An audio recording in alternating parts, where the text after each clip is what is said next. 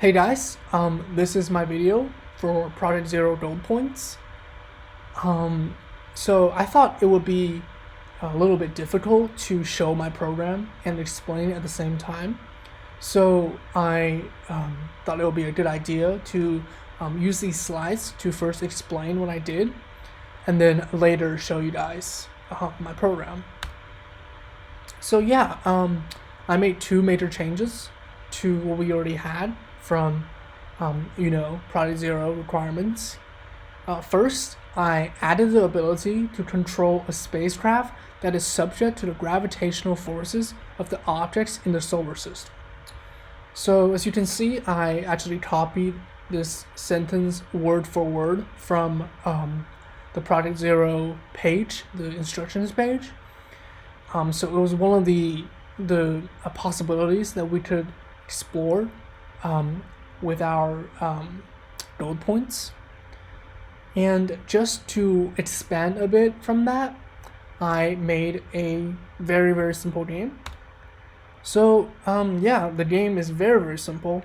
You use WASD to control the spacecraft, and your score in the game is time divided by 10,000. So time is the game time. So obviously, the goal of the game is to stay in the game for as long as possible. That's how you maximize your score. And to do that, you want to make sure that you don't get lost in the universe. So what that means is you don't want to get off the screen, get off the little window. And a second, you don't want to get hit by a planet. So there are a couple of planets that are just going around the window, and you want to avoid them. So pretty simple. In addition to the game itself, I added a couple of features just to make the game a little bit more user-friendly, I guess. So first, I added a start screen and game over screen. Those are what they sound like. Yeah. And second, I kind of have a little scoreboard for the current score and the best score. So I thought that would be a pretty good idea because it will make the game a lot more interesting because you're always competing with yourself. And third, I just added a few new graphics. So the background of the game is a little bit more decorated now, just to make the game a little bit more interesting and realistic. And yeah, I added 5 classes to what we already have. So body extreme and in body extreme. Obviously, those two are what we already had, except the extreme versions. The body extreme is incredibly similar to a body. There was just like a few lines of code that changed. And in-body stream, on the other hand, changed, a lot from in-body, which makes sense because it has the main method and it has the game loop inside of it. I'm not gonna explain. I'm not gonna go into detail about my changes because I don't want to review anything. But yeah, my third class is a new class. It is the spaceship extreme class. So obviously that's for my spaceship, and it extends a body stream. So yeah, it acts exactly like a body, except you can control it with the keyboard, and it implements something called the draw listener extreme. So the fourth and the fifth class here, those draw extreme and draw listener extreme, those are from the Princeton Standard Library. So yeah, they're just here so that I can use my keyboard to control what's going on inside the game. And yeah, I just wanted to make clear that the fourth and the fifth classes on this list are not made by me. Again, they're from the Princeton Standard Library. And yeah, that's it for my slides. So let's get into the game. I will load it up real quick. And yeah, you can see the start screen that I was talking about. It says, welcome. You have 2 goals. Don't get lost in the universe, and don't get hit by a planet.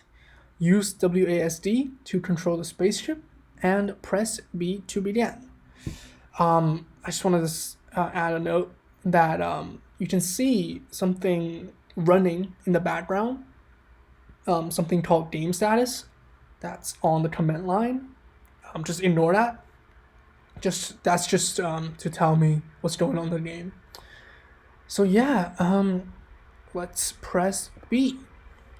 So you can see the game status changed, but again, that doesn't matter.